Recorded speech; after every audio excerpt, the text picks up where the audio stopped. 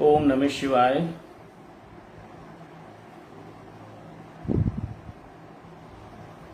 ओम नमः शिवाय। हिंदू राष्ट्र मिशन में आप सबका स्वागत है। मैंने आपसे कहा था कि 7 बजे मैं आपसे लाइव रूबरू होने का प्रयास करूंगा, तो आज का ये प्रयास सफल रहा। और आज जो हम एक मेरे जहन में, एक मेरे मस्तिष्क में एक सवाल उठा, आपके भी मस्तिष्क में ये सवाल जरूर उठता होगा, आप भी जरूर सोचते होंगे कि हम हिंदुओं का पतन क्यों होता जा रहा है, क्या कारण है कि हिंदू कमजोर होता जा रहा है। तो इस पे मैं चाहूंगा कि आप लोग अपने अपने कमेंट्स भेजें। हिंदू राष्ट्र मिशन भारत, ये हमारा एक ग्रुप है। हिंदू राष्ट्र मिशन दिल्ली, ये हमारा एक ग्रुप है।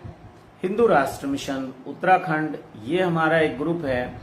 ऐसे हम जहां जहां अच्छे लोग, अच्छे से मतलब है सुलझे हुए लोग, जो दिल से कार्य चाहते हैं हिंदुत्व के ऊपर, चीखने चिल्लाने वाले लोग चाहिए हमें, वो बहुत अच्छे हैं, अपनी जगह बिल्कुल ठीक हैं। लेकिन मेरा आप लोगों से बस इतना ही निवेदन है कि हमें समाज में नफरत नहीं फैलानी है।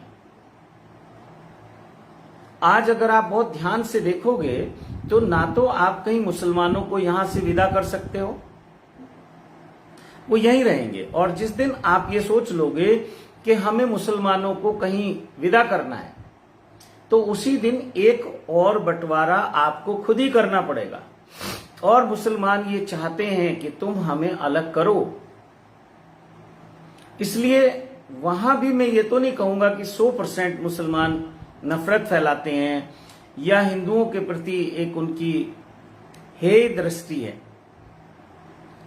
हाँ, ये बात अलग है कि अगर वहां वो 10% भी मुसलमान ऐसे हैं तो वो 90% भी उनके साथ खड़े हो जाते हैं, जबकि हिंदू नहीं होते। अगर हिंदू हिंदुत्व की बात करें तो सब हिंदू हिंदू के साथ नहीं है। तो हिंदुओं का पतन का कारण क्या है, उस पर थोड़ा सा चिंतन करेंगे।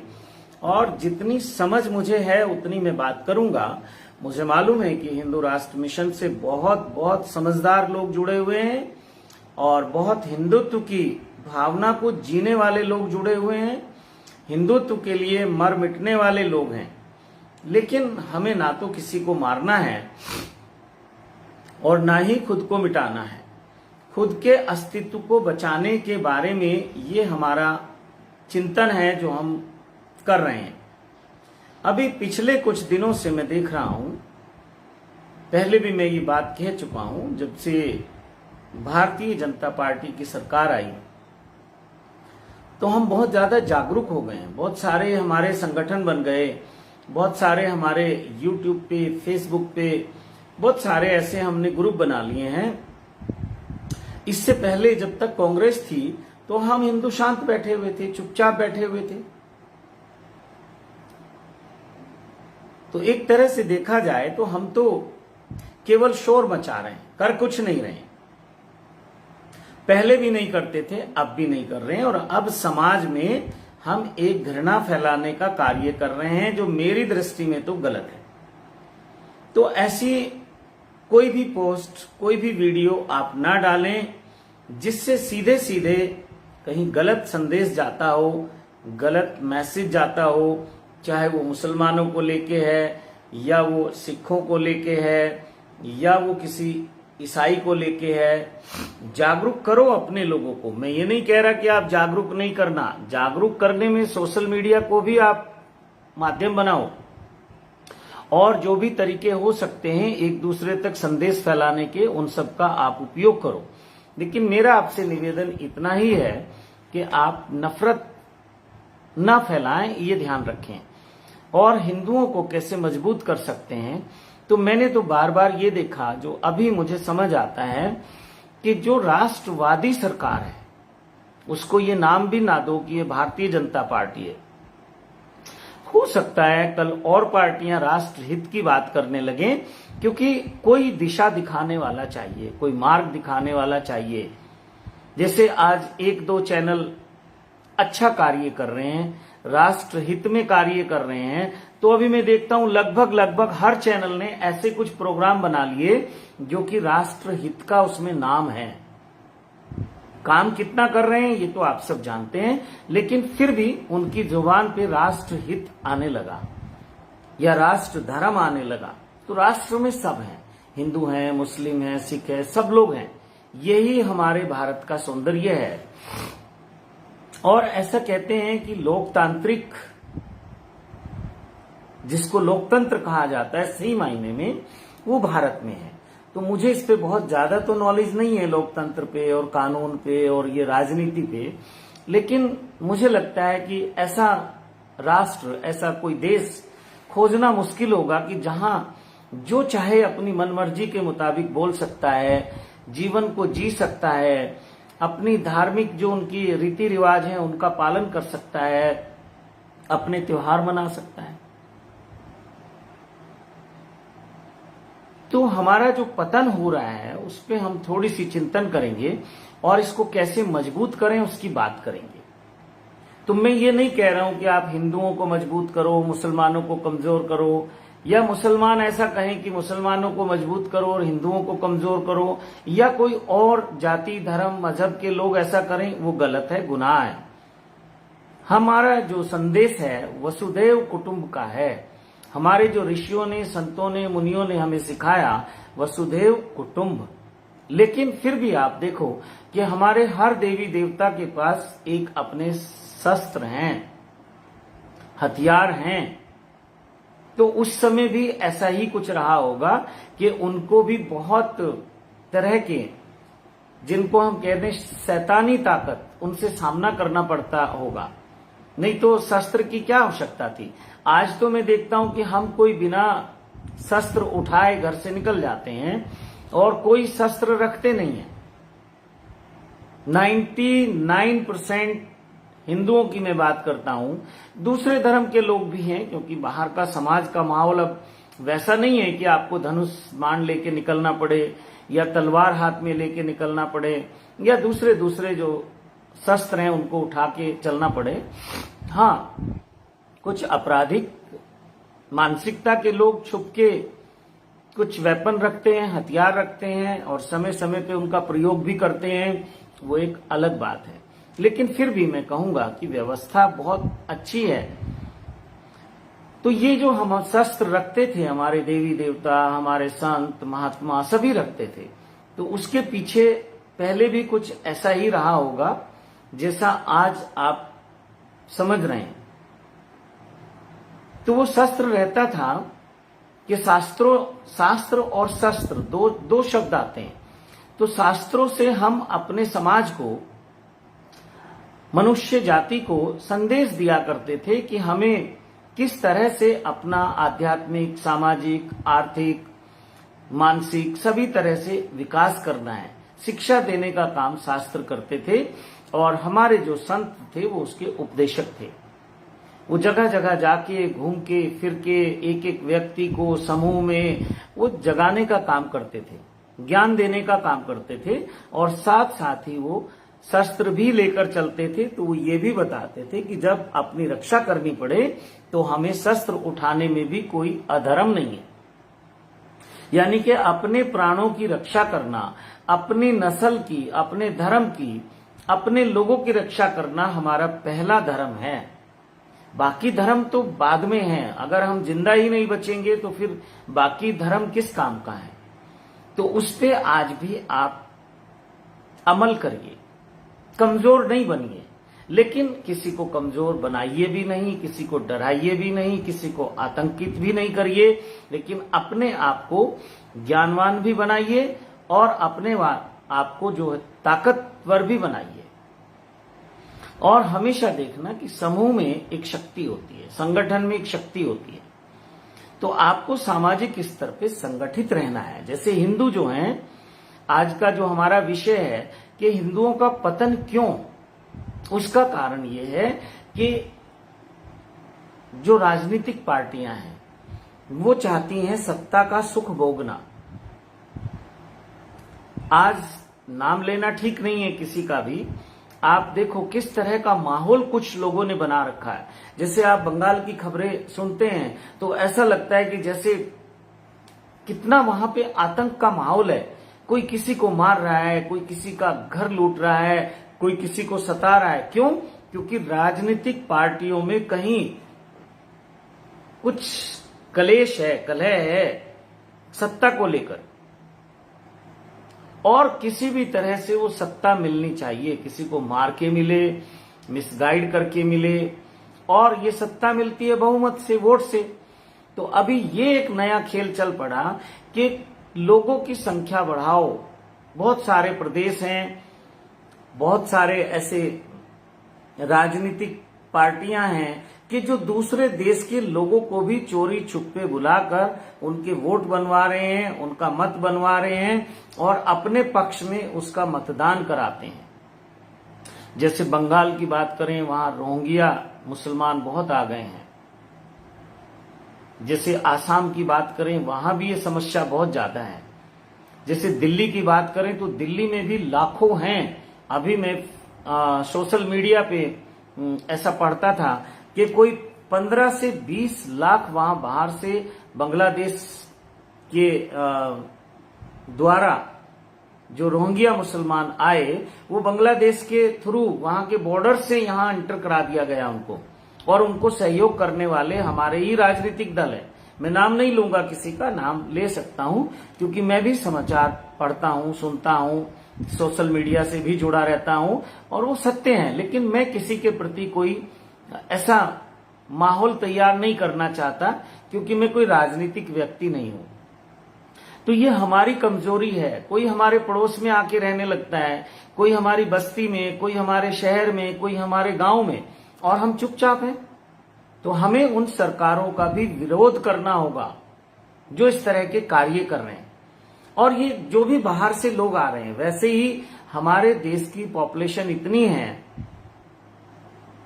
आप देख ही रहे हैं कितनी है, और हमारे पास जो संसाधन है वो बहुत सीमित है।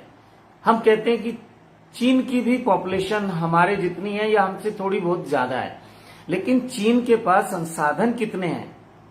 और चीन में इस तरह की राजनीतिक पार्टियां नहीं है जो अपने ही देश को कमजोर कर रही हैं, जो अपने ही देश को बांटना चाहती हैं, तोड़ना चाहती हैं। ये पूरे विश्व में ऐसी कोई, मुझे नहीं लगता कि कहीं इस तरह की राजनीति है जो हमारे यहां है। तो मेरी जो अपनी समझ कहती है, सबसे ज्यादा हमारा राजनीतिक स्तर गिर गया है। और ऐसे ही अगर सारे राजनीतिक दल हो जाएं, तो जो दल राष्ट्र हित में काम करना चाहता है, जो पार्टी राष्ट्र हित में कार्य करना चाहती है, तो उसको भी कोई ना कोई हथकंडे तो ऐसे अपनाने पड़ेंगे। नहीं तो कहते हैं कि चोर चोर मुसेर भाई, ये सब इकट्ठे हो जाएंगे। अभी देखिए, भारतीय जनता पार्टी के खिलाफ अभी लगभग देश को आजाद हुए 70 साल के आसपास हो गए, एक पार्टी राज करती रही, वो है कांग्रेस। और आज अब 5-7 सालों से भारतीय जनता पार्टी आई है, तो सारी जितनी राजनीतिक पार्टियां हैं वो सब एक हो गई हैं। क्यों ऐसा? भारतीय जनता पार्टी से ऐसा डर क्यों है? क्योंकि वो हिंदुत्व की बात करती है, राष्ट्रहित की बात करती है। और अब जैसे योगी जी को मैं देखता हूं, वो कहते हैं कि मैं हिंदू हूं और अपने धर्म का जो भी त्योहार हैं या मेरा धर्म मुझे सिखाता है तो वो मैं करने के लिए स्वतंत्र हूं, मैं किसी को रोकता नहीं हूं। जैसे एक बार उनको कहीं मुसलमानों ने अपने किसी कार्यक्रम में बुलाया और उनसे कहा कि आप टोपी पहन लीजिए। उन्होंने कहा नहीं, ये मेरा धर्म मुझे इजाजत नहीं देता, तो मैं वो टोपी नहीं पहनता, क्योंकि वो मुसलमानों की पहचान है। यही कुछ ऐसे भी नेता हैं कि वो मुसलमानों के साथ नमाज भी पढ़ते देखे जाते हैं, वो रोजा इफ्तारी की पार्टी में भी देखे जाते हैं, वो टोपी लगा के भी उनके बीच में जाते हैं, और वो गर्व से ये कहते हैं कि आप हमें मुल्ला कहो। लेकिन उनको ये डर नहीं है कि हिंदू तुमसे अलग हो जाएंगे, क्योंकि हिंदू बहुत मूड है, नासमझ है। एक राजनीतिक पार्टियां सीधे सीधे ये कह रही है कि हम तो मुल्ला हैं, मुसलमान हैं। मुसलमान होना कोई ऐसी बात नहीं है, लेकिन आप हिंदू होते हुए और हिंदुओं की वोट भी आपको चाहिए, हिंदुओं पे राज भी आप करेंगे क्योंकि आप हिंदू हैं, और साथ में आप मुसलमानों को बरगला रहे हैं। तो ऐसे लोगों से तो मुसलमानों को भी सावधान हो जाना चाहिए, और मुसलमान सावधान हैं। मुसलमान तब किसी ऐसी राजनीतिक पार्टी को वोट देते हैं जब उनके पास कोई ऑप्शन नहीं होता, और उसमें भी वो देखते हैं कि कैंडिडेट मुसलमान है या हिंदू है। अगर कोई मुसलमान कैंडिडेट है तो मुसलमान के साथ चले जाते हैं। ये उनके यहाँ बहुत सुंदर एक व्यवस्था है, वो अपने लोगों के साथ खड़े होते हैं। लेकिन हिंदू क्या है, हिंदू के साथ खड़ा नहीं होता, और उसका एक बहुत बड़ा कारण राजनीतिक है। क्योंकि यहाँ जितनी पार्टियां हैं उनमें से आप देखो 90% हिंदुओं की पार्टी हैं, और ये अपनी राजनीति के चक्कर में देश को गिरवी रखना पड़े, बेचना पड़े, नीलाम करना पड़े, ये सब कुछ करना चाहते हैं। एक तो करप्शन इतना ज्यादा है पैसा कमाने के लिए। अगर इन सब राजनीतिक लोगों का जांच कराई जाए तो इतना पैसा इन पे कैसे आ जाता है, कहां से आ जाता है? जबकि राजनीति में जो व्यक्ति आता है सीधे सीधे वो समाज सेवा के लिए आता है। राजनीति कोई प्रोफेशनल कैरियर नहीं है। राजनीतिक पार्टियां कोई बहुत ऐसा नहीं है। अभी तो शायद कुछ विधायकों को, सांसदों को, सबको कुछ थोड़ा थोड़ा निधि मिलती है, कुछ तनख्वाह मिलती है, कुछ सुविधाएं मिलती हैं। लेकिन अभी जो ना सांसद है, ना वो कोई विधायक है, ना वो कोई किसी पद पे है, तो आखिर वो राजनीति की तरफ क्यों भाग रहा है? करोड़ों रुपए खर्च करके इलेक्शन लड़ता है, क्यों? क्या राजनीति कोई व्यापार है कि जीत गए तो फिर हम उसके मल्टीप्लाई कर लेंगे उसको? 1 करोड़ खर्च करेंगे तो 1000 करोड़ तो कमाएंगे, ऐसा ही कुछ चल रहा है। तो इस पे भी हमें ध्यान रखना होगा, और ऐसे लोगों का बहिष्कार करना होगा, अच्छे लोगों को आगे लाना होगा राजनीति में भी। अभी ये भी कोई और डिसाइड करता है कि हमारा प्रतिनिधित्व कौन करेगा, कौन होगा वो हमारा नेता। ये हमारी जनता उसको नहीं करती, क्योंकि जनता अभी सोई हुई है, और जनता उस दिन जागेगी जिस दिन जनता को बहुत सताया जाएगा। तो बहुत जल्दी वो समय आ जाएगा अगर आप नहीं जागते। तो एक तो राजनीतिक कारण बहुत बड़ा है, और हिंदू जो है वो जगह जगह बटे हुए हैं। कोई ब्राह्मण है, कोई क्षत्रिय है, कोई वैश्य है, कोई शूद्र है। लेकिन मैं देखता हूं कि ईसाई केवल ईसाई है, पहले वो ईसाई है। वहां भी बहुत सारे बंटवारे हैं उनके समाज में, लेकिन वो ईसाई है, वो क्रिश्चियन है। अगर मुसलमानों की बात करें तो मुसलमान सिर्फ और सिर्फ मुसलमान है। अंदर खाने उनमें भी जाति हैं, बहुत सारी जाति हैं। हमारे यहाँ जैसे 4 वर्ण हैं जातियों के, वहां भी हैं, वहां भी शूद्र हैं, वहां भी ब्राह्मण हैं, वहां भी क्षत्रिय हैं, सब कुछ वैसा ही है। लेकिन वो बंटते नहीं है, वो मुसलमान हैं। और मजे की बात देखो कि ये अभी ताजे ताजे बने हुए मुसलमान हैं। शुरू से ये मुसलमान नहीं थे, शुरू से ईसाई नहीं थे। ये लोग बाहर से नहीं आए।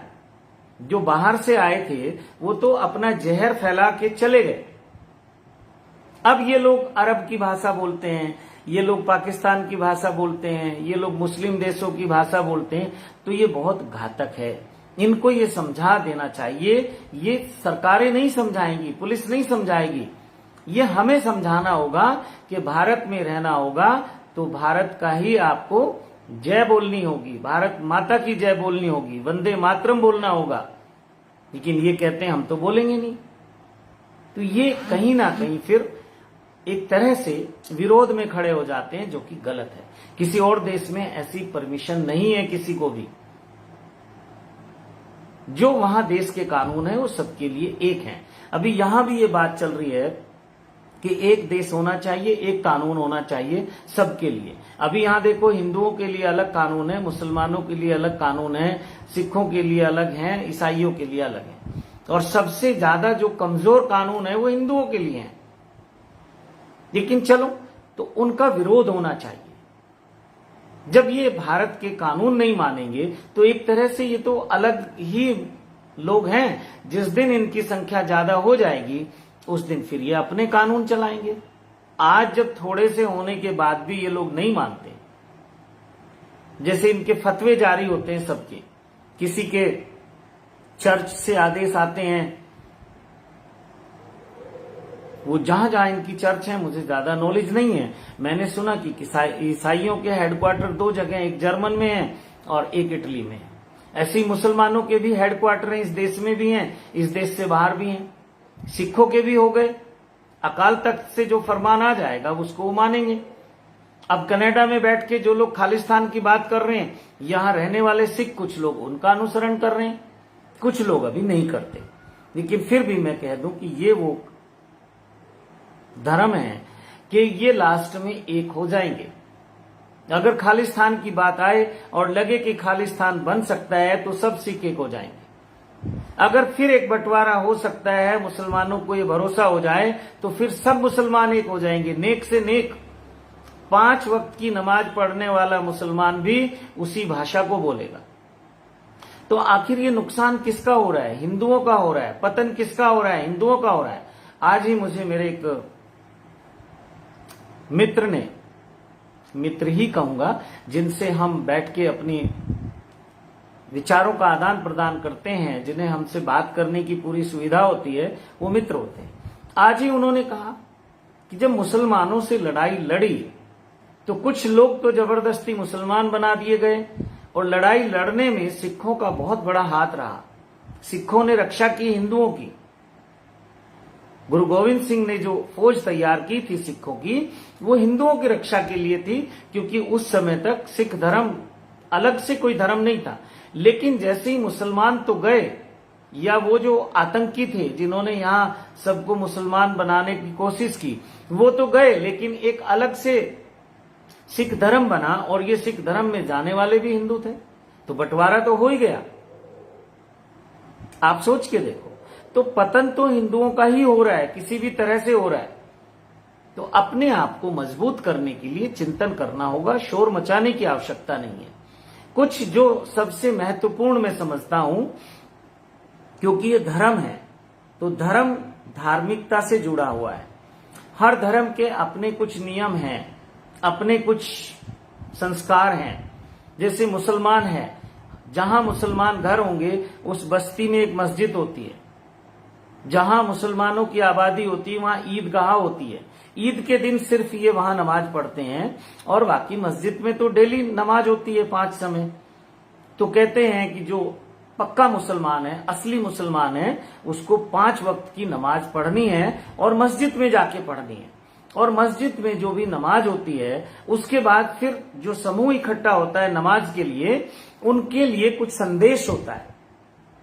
संदेश होता है कि अपने धर्म को मजबूत करो, चंदा इकट्ठा करो, जो हमारे धर्म के गरीब लोग हैं, बेसहारा लोग हैं, लाचार लोग हैं, उनकी मदद करो। और मैंने देखा, एक समय में दिल्ली में था, और दिल्ली में लगभग वहां ऐसे संख्या मैं नहीं बता पाऊंगा 1 करोड़ 2 करोड़, लेकिन मैं रोहिणी की बात कर रहा हूं। पूरी रोहिणी में मुसलमानों की अगर संख्या कहें तो कुल मिला के पूरी रोहिणी में वहां पे 100-200 मुसलमान रहते होंगे। आसपास की जो बस्तियां हैं, रिक्शा चलाने वाले, सब्जी बेचने वाले, फल बेचने वाले, वो बहुत सारे थे। जैसे अभी मैं बात कर रहा हूं कि 15 सेक्टर में एक मस्जिद बनी है, बहुत लोग जानते होंगे। और बादली है, समयपुर है, हैदरपुर है, शाहबाद एक झुग्गी झोपड़ी बस्ती है, स्लम कॉलोनी है, फिर और आसपास की बुद्ध विहार है, और मंगोलपुरी है, सुल्तानपुरी है। यहां काफी मजदूर जो मुसलमान हैं, जो रोजी रोटी के लिए दूसरे प्रदेशों से वहां आए और धीरे धीरे बसने लगे, तो वो सब वहां आते थे, अभी भी आते हैं। पूरी सड़कों पे रिक्शा ही रिक्शा, 3 व्हीलर, ऑटो, 2 व्हीलर, ये सब खड़े हो जाते थे। और जब वो जगह छोटी पड़ने लगी तो वो सड़क पे नमाज पढ़ने लगे।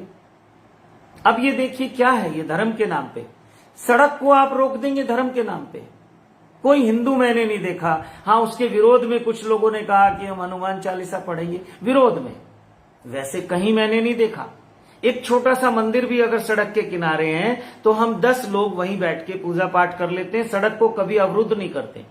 जो हमारी कॉलोनी के अंदर की छोटी गलियां हैं उनको भी हम कभी बंद नहीं करते कि यहाँ पूजा हो रही है, आज शनिवार है तो शनि जी की पूजा हो रही है या मंगलवार है, लेकिन ये लोग शुक्रवार को करते हैं नमाज के नाम पे। और हमारी सरकारें क्योंकि उनको वोट चाहिए तो वो इनको सहयोग करती हैं।